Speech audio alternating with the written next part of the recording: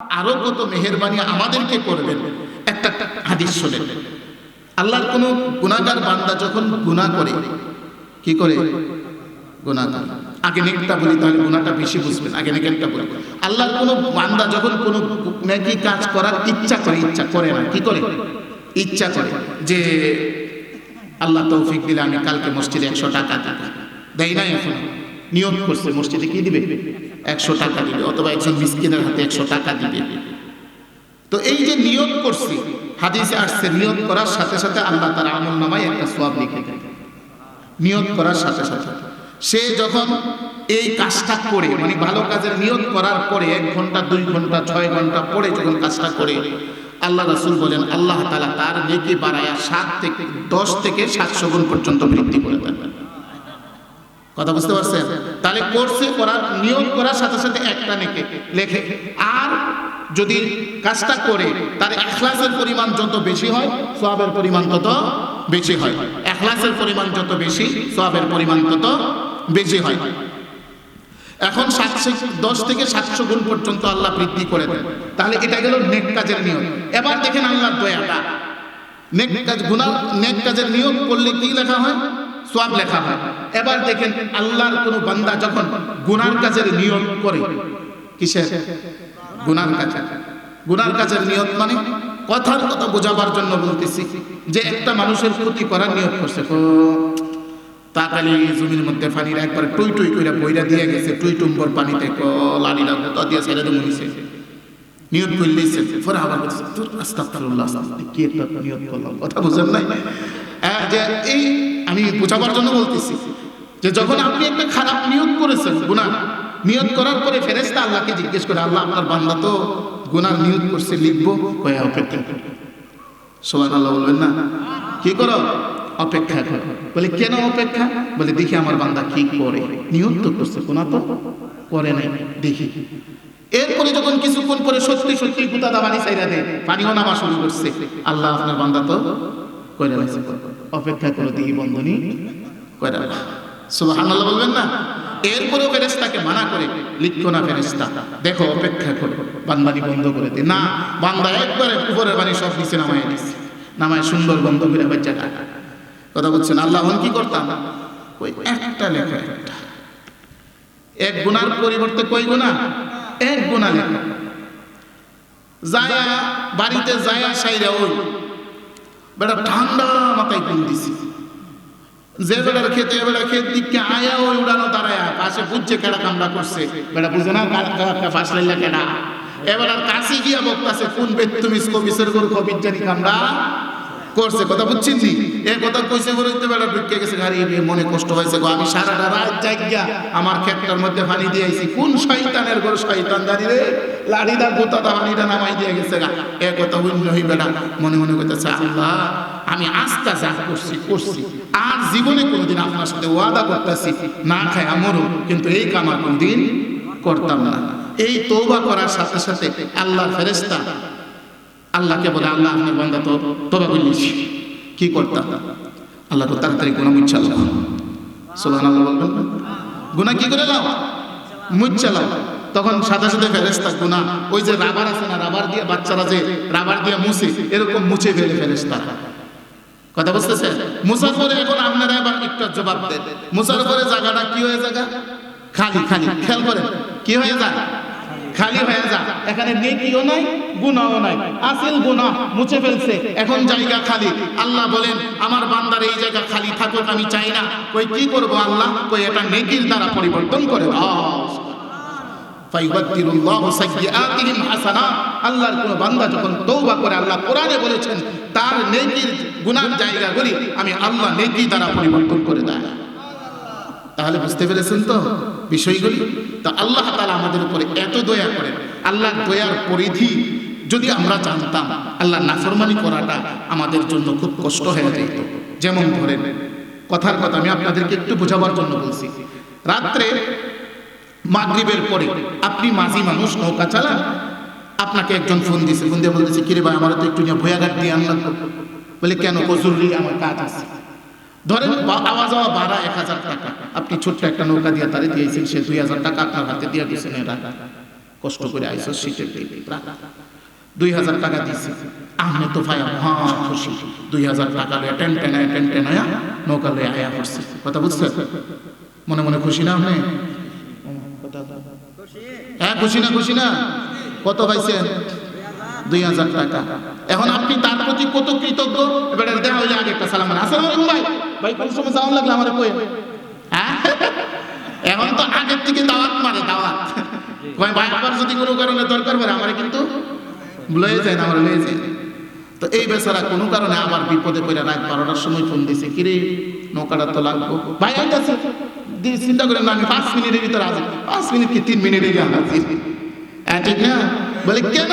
কই আমার 1000 টাকা আগের দিন বেশি দিছে, এই কারণে যদি আমি এত কৃতজ্ঞ হইতে পারি না, 12টার সময় যদি তার ঘরের দরজায় গিয়ে দাঁড়াইতে পারি, তো রব আমাকে কি দিছে? বলে আসমান দিছে, জমিন দিছে।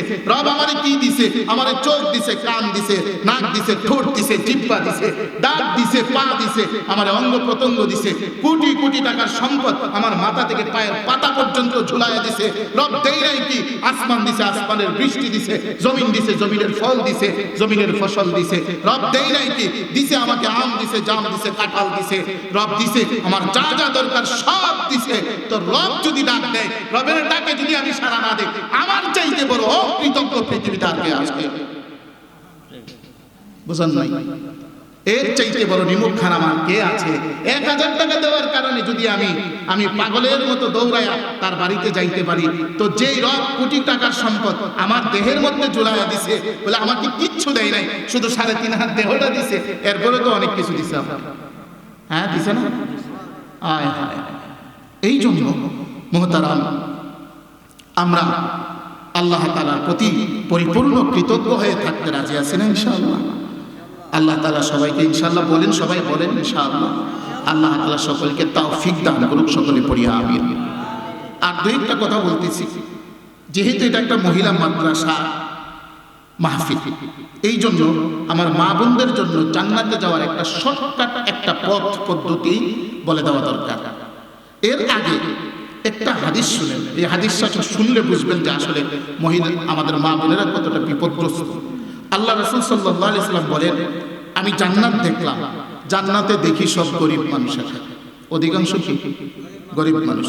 আমি জাহান্নামে দেখি অধিকাংশ মহিলা, মানে 10 জনের মধ্যে 8 জনই কি মহিলা। অধিকাংশ মহিলা মানে 10 জনের মধ্যে 8 জন 7 জনই কি মহিলা। আর আমি জান্নাতে দেখলাম যে জান্নাতের মধ্যে 10 জনের মধ্যে 6 জন 7 জনই গরিব মানুষ। কি মানুষ? গরিব মানুষ। কথা ভালো করে বুঝবেন এখানে। তাহলে বলেন তো দেখি, জান্নাতে আল্লাহ রাসূল কাদেরকে দেখছেন? গরিবদেরকে। আর জাহান্নামে কাদেরকে? মহিলাদেরকে। এখন একটা বিষয় কঠিন হয়ে গেল যে মহিলাদেরকে রাসূল জান্নাতে বেশি দেখলে, জাহান্নামে বেশি দেখলে কেন? নবীজি আবার মেরাজ থেকে ফিরে এসে বলতেছেন, ইয়া মাআশারান নিসা, হে মহিলা, তাসাদদাকনা, তোমরা বেশি বেশি কি করো? সাদকা করো। ফা ইন্নী রাআইতুকুন্না আকসারা আহলিন নার, আমি তোমাদের অধিকাংশকে জাহান্নামে দেখেছি। আমি তোমাদের অধিকাংশকে কোথায় দেখেছি? জাহান্নামে দেখেছি। এবার রাসূলুল্লাহ সাল্লাল্লাহু আলাইহি ওয়াসাল্লাম এই কথা বলার পরে এক মহিলা বলতেছে, লিমা ইয়া রাসূলুল্লাহ, ওগো রাসূল কেন আমাদেরকে জাহান্নামে দেখেছেন? কি অপরাধ আমাদের, কি অন্যায় অবিচারের কারণে আমরা জাহান্নামী হব, ওগো রাসূল জানতে চাই। রাসূলুল্লাহ সাল্লাল্লাহু আলাইহি ওয়াসাল্লাম জবাবে বললেন, 1 নাম্বার হলো তুকসিরিনাল লাআন, তোমরা বেশি বেশি অভিশাপ দাও। এমনকি নিজের ফুতো যদি 2টা কথা না শুনে তুমি বলে দাও, কি বলো যে অনেক সময় দেখবেন মহিলারা বলে, আল্লাহ তোর উপরে ঠাড়া। হ্যাঁ বলে না, নিজের ফুতের ব্যাপারে জামাইয়ের সাথে একটু ঝগড়া হয়েছে, জামাই জাগা, আল্লাহ এটার মুখ যেত আমি না দিই। হ্যাঁ বলে না, বলে না? তো এই ধরনের কথা বলার দ্বারা লাভ হয় না লস হয়? এই ফুতের উপরে ঠাড়া করলে সবার আগে সিল্লি তো বেরিয়ে দিব। হ্যাঁ জামাইয়ের উপরে ঠাড়া করলে সিল্লি বেরিয়ে দিত না, আগেই দিব। তাহলে তুমি বদদুয়াটা কেন করলো? এই জন্য মা বোনেরা যে 2 অপরাধের কারণে জাহান্নামে যাবে, এর মধ্যে 1 নম্বর অপরাধ হলো লাআনত, অর্থাৎ অভিশাপ। আর 2 নম্বর অপরাধ কি? 2 নম্বর অপরাধ হলো স্বামীর অকৃতজ্ঞ। স্বামীর খাইয়া, স্বামীর পয়রা, স্বামীর ঘরে থাইকা, স্বামীর দেওয়া শাড়ি পয়রা, 3 পিস পয়রা, স্বামীর দেওয়া শ্যাম্পু সাবান ব্যবহার কইরাই স্বামীরে কইব, তুমি জীবনে কিচ্ছু আমার দাও নাই। কথা বুঝেন নাই? সব জামাই দেওয়ার পরে, জামাইটা নেওয়ার পরে ওই জামাইরই আবার পায়, তুমি জীবন আমার কিচ্ছু দেও নাই। তোমার ঘরে কোনোদিন শান্তি কি জিনিস আমি দেখি নাই, তোমার ঘরে কোনোদিন শান্তি আমি পাই নাই। বলে কি বলে না মা বোনেরা? বলে। এই দুই অপরাধের কারণে রাসূল বলেন তারা কোথায় যাবে? জাহান্নামে যাবে। এখন প্রশ্ন থেকে যায়, তাহলে মহিলারা জান্নাতে যাবে কি করে? শর্টকাট, 4 কাজ করে জান্নাতে যাবে। কয় কাজ করে? 1 নাম্বার 5 ওয়াক্ত নামাজ। বলেন তো, তার মানে নামাজ ছাড়া জান্নাতে যাওয়ার কোনো সুরত নেই। আমাদের বাংলাদেশ বলেন, সারা বিশ্ব বলেন, যে কোনো ভণ্ড পীর যদি এই কথা বলে যে নামাজ ছাড়া জান্নাতে যাওয়া যাবে, এটা পীর না, এটা শয়তান, কোনো সন্দেহ নাই। কথা বুঝতে পারছেন? এটা পীর না শয়তান? শয়তান। তাহলে মহিলা জান্নাতে যাওয়ার শর্ট কোর্স: 1 নাম্বার 5 ওয়াক্ত নামাজ পড়বে, 2 নাম্বার রমজান মাসে রোজা রাখবে, 3 নাম্বার পর্দা করবে, 4 নাম্বার স্বামীর আনুগত্য করবে, স্বামীর কথা মতো জীবনযাপন করবে। এই 4 কাজ করে মহিলা সোজা কোথায় যাবে? জান্নাতে যাবে। আল্লাহ আমাদের মা বোনদেরকে এই 4 কাজ করে জান্নাতি হওয়ার, জান্নাতি বনার তৌফিক দান করুক। সকলে দিন থেকে পড়ি আমিন। ওয়া আখিরু দাওয়ানা আনিল হামদুলিল্লাহি রাব্বিল আলামিন। এখন আপনাদের সামনে আজকের প্রধান অতিথি আপনাদের সামনে অত্যন্ত সুন্দর সুমিষ্ট ভাষায় আপনাদের সামনে বয়ান পেশ করবেন। আমরা সকলেই বসি এবং যারা বাহিরে আছি দয়া করে আমরা কিছু সময়ের জন্য প্যান্ডেলে বসি। রাত খুব বেশি হবে না, 10টার ভিতরে হয়তো বা মাহফিল শেষ হয়ে যাবে। আমরা সকলেই একটু সময় আসি, বসি, একটু দেরি কথাবার্তা শুনি। কখন আল্লাহ কার জীবন পরিবর্তন করে দেয় বলা তো যায় না রে ভাই।